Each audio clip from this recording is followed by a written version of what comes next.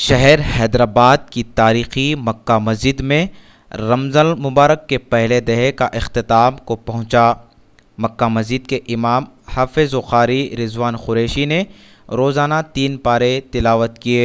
मक्का मस्जिद के ख़तीब हाफिज़ कारी अब्दुल्लाह कुरैशी अल अज़हरी ने आलम इस्लाम की सरबुलंदी, उम्मत में इत्तेहाद, बारिश के लिए रख्तांगेज़ दुआ की, जिसमें तेलंगाना के deputy chief minister Mohammed Mahmood Ali ने भी तरावी के साथ दुआ में शामिल रहे।